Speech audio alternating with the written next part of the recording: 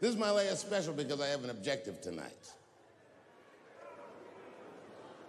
I came here tonight because this body of work that I've done on Netflix, I'm going to complete. All the questions you might have had about all these jokes I've said in the last few years, I hope to answer tonight. And I'd like to start by addressing the LGBTQ community directly.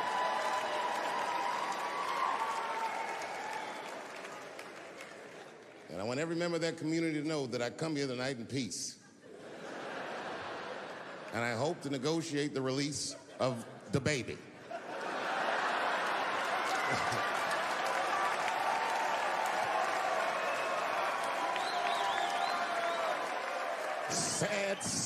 Sad story. DaBaby was the #1 streaming artist until about a couple weeks ago. He took a nasty spill on stage and said some wild stuff about the LGBTQ community during a concert in Florida. Now, you know I go hard in the paint, but even I saw that shit and was like, God damn, DaBaby. Ooh, he pushed the button, didn't he? He pushed the button, punched the LGBTQ community right in the AIDS. Can't do that. Can't do that. But I do believe, and I'll make this point later, that the kid made a very egregious mistake. I will acknowledge that. But, you know, a lot of the LGBTQ community doesn't know DaBaby's history. He's a wild guy. He once shot a nigga and killed him in Walmart. Oh, this is true. Google it. DaBaby shot and killed a nigga in Walmart in North Carolina. Nothing bad happened to his career.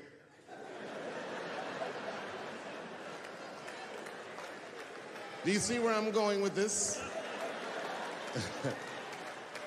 In our country, you can shoot and kill a nigga, but you better not hurt a gay person's feelings.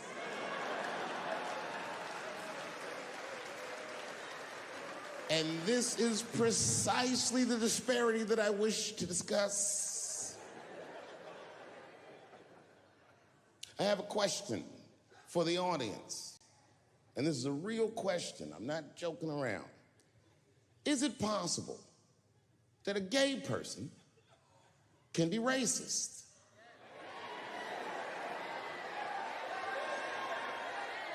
Do you really think so? Of course it's possible.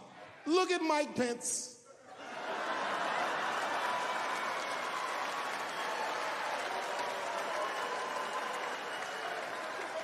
Ooh, I'm guessing, but I bet you he's gay. And he's not Pride Parade gay either. He's sad gay. Feel bad for him.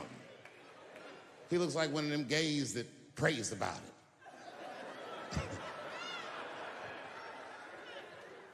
Jesus, please take these dirty feelings out of my heart. Please, Jesus, make these buttholes ugly to me. I don't want to keep on tasting these dicks.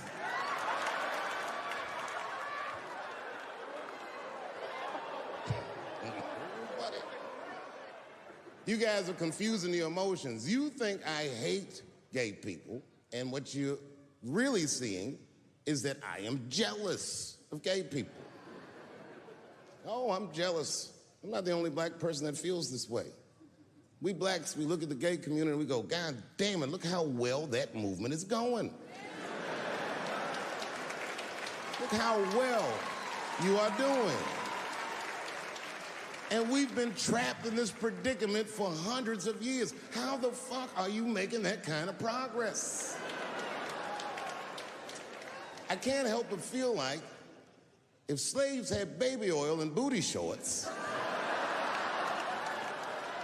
we might have been free 100 years sooner, you know what I mean? If Martin Luther King was like, I want everybody to get up on them floats, get your bodies good and shiny.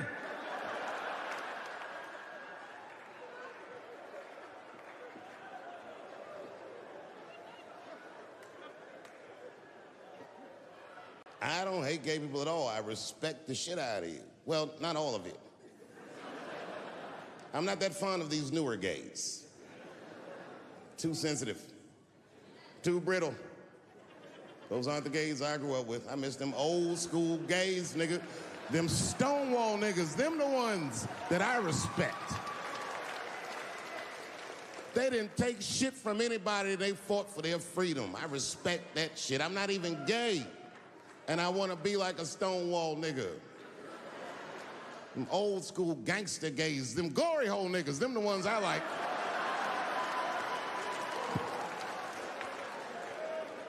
These new gays don't even know what the glory hole is. It's a hole in the wall the gay contractors built. You wanna know why they put that hole in the wall? I'll tell you, there's no nice way to say it. Because when they wanna have some fun, they will put their penises in that hole and hope for the best.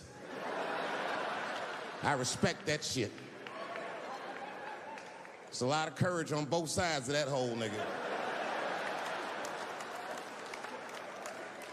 I'm not even gay, and I want to try that glory hole out.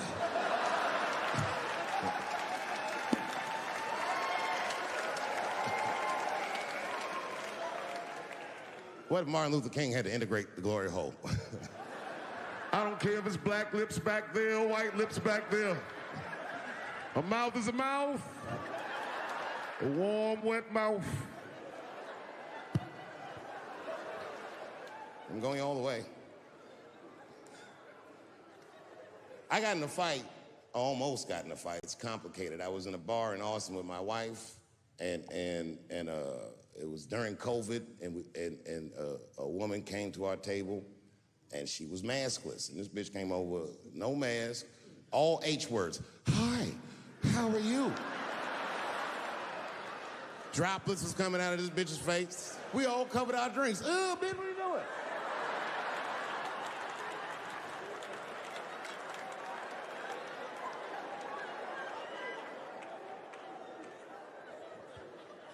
Now, I looked over at the table that she came from, and I peeped game. The men at the table were filming me. This happens when you're famous. People will come over and try to rattle your cage and get you to say something stupid or dumb so that their buddies can film it and they get a video of you embarrassing yourself. And clearly I said, this is what's happening. And these dumb motherfuckers thought that it was my first rodeo.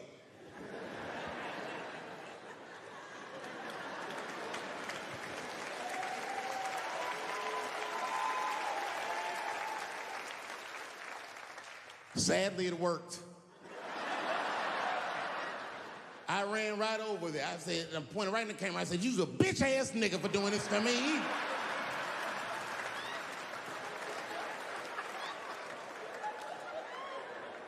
And the dude was shocked that I said it. He said, oh.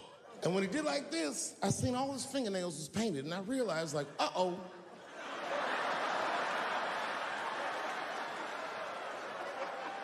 This fella's gay. Now, you know how I talk. I call everybody a bitch-ass nigga, you know what I mean? But that's not a right thing to do if they're gay, you know what I mean? And now I was in trouble. And not only that, the motherfucker was huge. He stood up. He was towering over me. He must have been 6'5", a big, white, corn-fed, Texas homosexual. This nigga was ready to fight. And he started barking on me, but I stood my ground. I wasn't scared. How could I be scared? This motherfucker's shirt was tied up in a knot like this. Oh, fuck this guy. Let's go, nigga, let's go. I thought we were gonna come to blows. I was ready, And then, right when you think we would fight, guess what he did? He picked up his phone and he called the police. And this thing I'm describing is a major issue that I have with that community. Gay people are minorities until they need to be white again.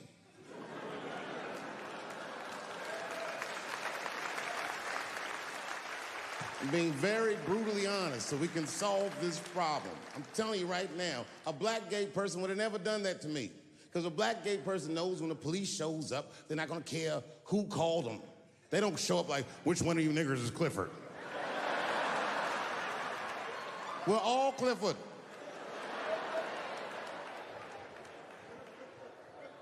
This happens far too often.